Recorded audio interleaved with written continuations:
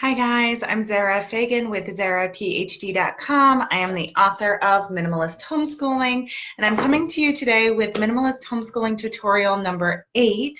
We are still talking about time and scheduling today. So if you haven't seen the previous 2 videos, you might want to go back and check those out.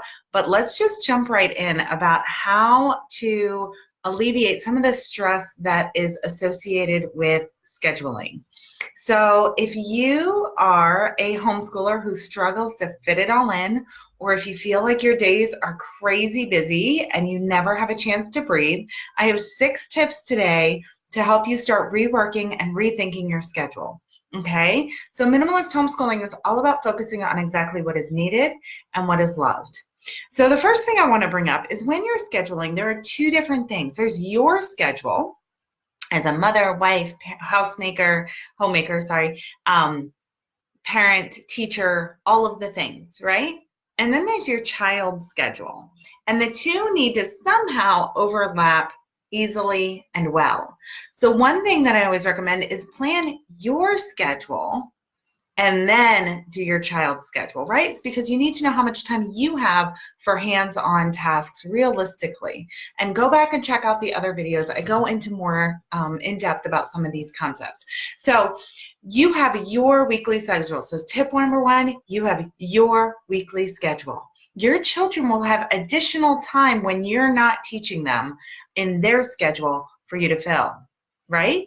So tip number 2 is subjects that your child loves. Sometimes you don't even have to plan those at all, or you can support them because your child can self-teach it at their own pace and at their own leisure, right? So these subjects you may not even need to put on your plan.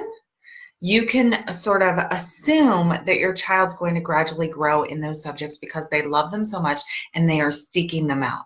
So those subjects, if you can identify those, that can relieve some stress, right? And then the next thing is, along these same lines, number 3 is children naturally want to learn on their own. And so it's really great as a homeschooler when you recognize that there's something that your child really wants to learn and know. And so tip number 3 is, what can you do to create an environment for unassisted learning, for independent learning, right? For independent work. How can you just facilitate that for your child during their time while you are occupied taking care of any other number of commitments, right? So I do have a blog post about this, and we talk about it a lot in our Facebook community. So I'm going to put links with this video for both of those. But this is also a task for you. I want you to brainstorm about how you can merely facilitate unassisted learning for your children. And I don't know how you feel about screens, but there are apps and there are tons of online classes, and there is a public library system in the United States that is phenomenal. So we have all of these opportunities, YouTube and magazines and all the things. You get the idea. You brainstorm.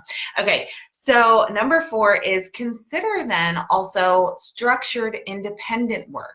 What can your child learn independently without you? And once children are able to read, they can learn so many subjects without you specifically teaching it, but rather you take on a supervising role, you take on a mentoring role, right, to help them check their thoughts and their understanding, not so much feeding it to them, right? They can feed themselves at a certain age. Okay, so number 4 then is that minimalist homeschooling is all about exactly what you need and you love right now. So there's this idea that we focus on what's most valuable and what's most important, because our time is most valuable when it is aligned with our values. Okay, our time is going to feel valuable and be valuable when it's in alignment with what we value. And it sounds obvious, but I really want you to absorb that today. So our job then is to focus on what's most valuable right now and plan to change that focus often. So just because you are diving deep into 3 major subjects right now doesn't mean that's all your child's going to learn for the rest of their life, right? Once you have sort of gotten to a good plateau, a stopping point, a mastery level, you can switch your focus in homeschooling and move on to the next thing. And so start to think that way in your schedule about sort of changing your focus regularly about what you're really going to dive into. And maybe those subjects you dive into now can become more supplemental or self-taught or those sorts of things for a little while. And you can alternate back and forth. But the idea is that you don't need to dive deep into everything all at once. Okay? And the last thing is, of course, to purge, right? So this gets back to making sure that everything that you do is in alignment with your values. And if it's not, purge it. Okay? Because it's not doing anybody any good at that point. And room to breathe is much more valuable than doing something that's not valuable. So there you have it. Those are my 6 ideas today for how to sort of rein in our schedules, take control of them, rethink how we're homeschooling, using our time for homeschooling. And I'm wishing you all the simple things. Make sure you subscribe to my YouTube channel. Make sure you check out the blog at zaraphd.com. And make sure you join our Facebook community at Minimalist Homeschooling Zara. All right. Bye, guys.